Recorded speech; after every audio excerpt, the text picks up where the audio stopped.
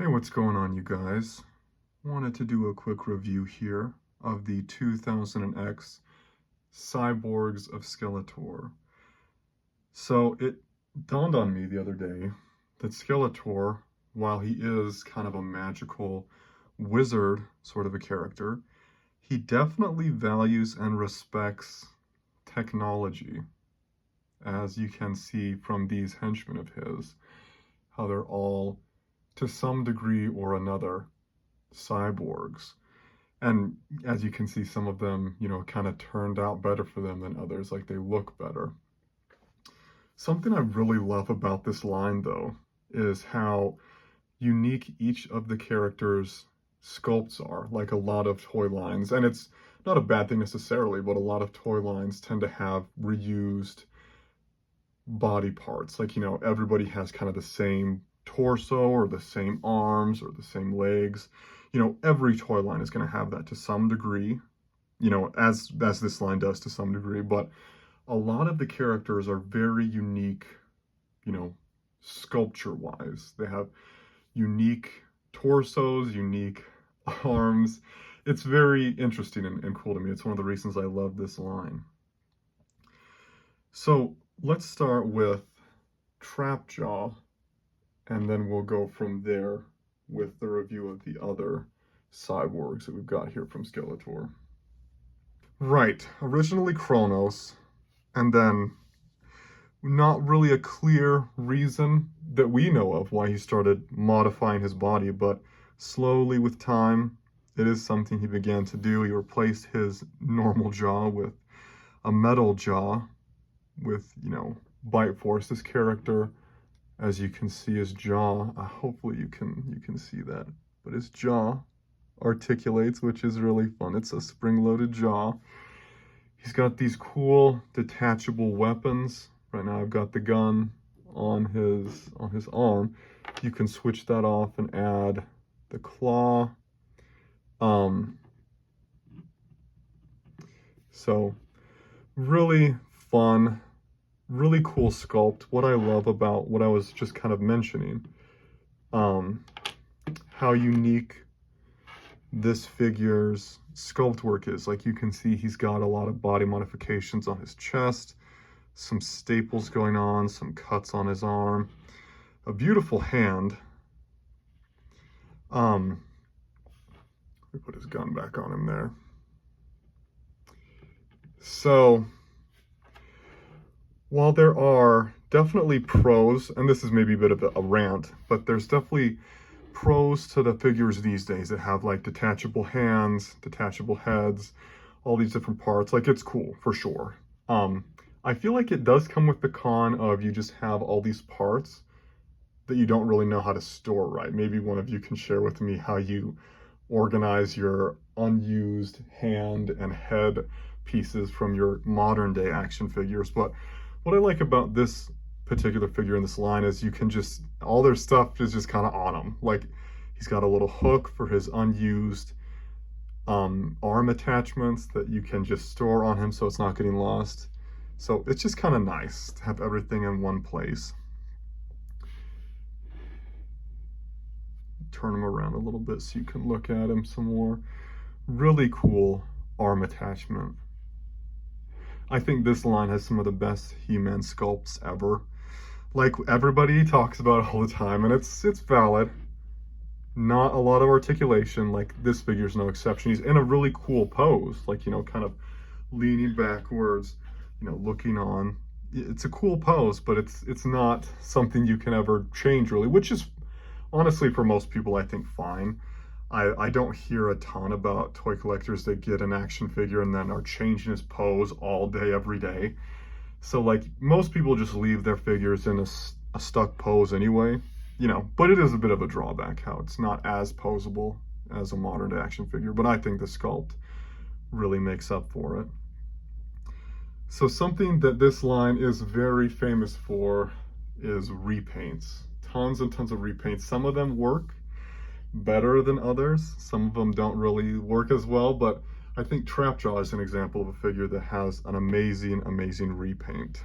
It works incredibly well, I think. Some people would argue the repaint's even better than the traditional version, but I wanted to show you guys the repaint version. There is a comic, an original old comic of Trapjaw where he is green like this, and you know, maybe that's why it works so well here on this repaint. Just wanted to show you that for, you know, comparison reasons. Very cool face, you know, and repaint on that figure. Okay, well that is enough about Trapjaw. Let's switch to another of Skeletor's cyborgs. So we've got here Tri-klops, and it is pretty easy to see that he is a more attractive cyborg than Trapjaw was. Trapjaw is pretty dang ugly, if we're being honest. As far as cyborgs go, he's one of the uglier versions of a cyborg. So, Tri-klops, otherwise known as the Master of Vision, has gamma vision that can see around solid objects. And this figure, it's kind of fun. You have an articulated, you know, sight piece, whatever. You can rotate that around and he can see different shaped things. I think that's what the intention was, that each of these little pieces around his head, you know, you can see different things, different kind of vision depending on which selected eyepiece you're using. He was also the kind of the brains for Skeletor, the inventor for Skeletor. As you can see here, he's got kind of a droid that comes with him. He sends on reconnaissance missions to spy on the heroes in the Eternia world.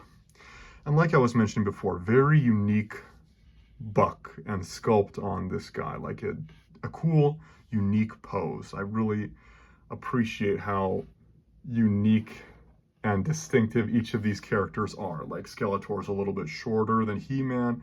He-Man's definitely the buffest of all of these characters. And, you know, everybody's just a little bit different. I really appreciate that.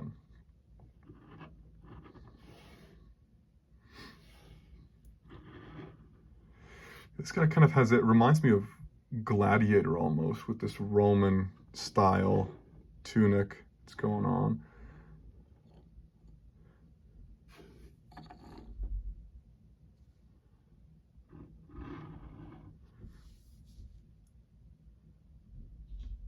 All right, so let's swap him out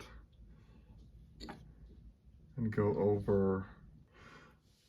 This is the last kind of cyborg of Skeletor's, and probably the most attractive, honestly.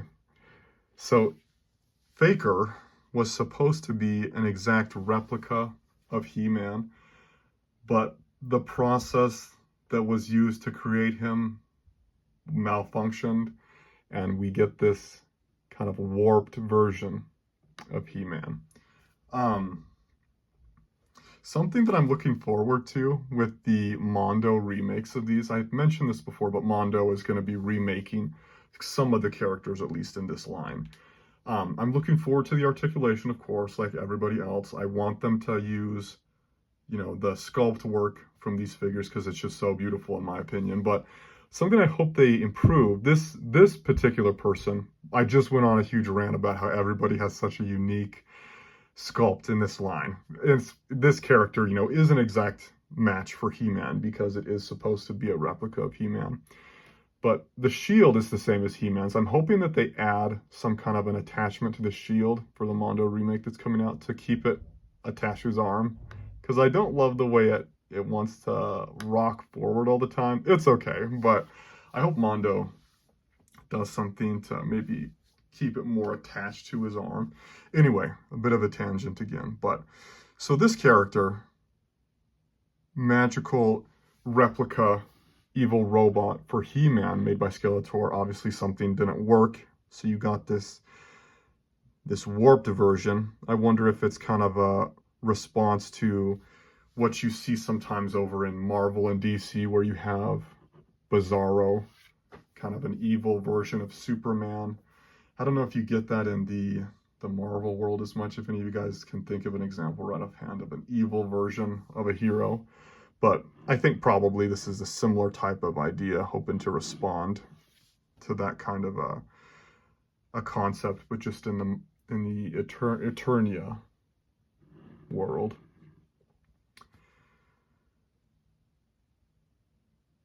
And so there you guys have it. These are some of Skeletor's most trusted henchmen. Some of them obviously a little bit more attractive than others of them. Trapjaw is pretty dang ugly. But Faker, if you're okay with somebody with blue skin, it's pretty dang attractive. So I appreciate you guys taking the time to go over this review with me. If you have any comments or questions, feel free to hit me up in the comment section with any questions or just feedback you want to share. Appreciate you sticking this far, and I'll see you guys in the next one.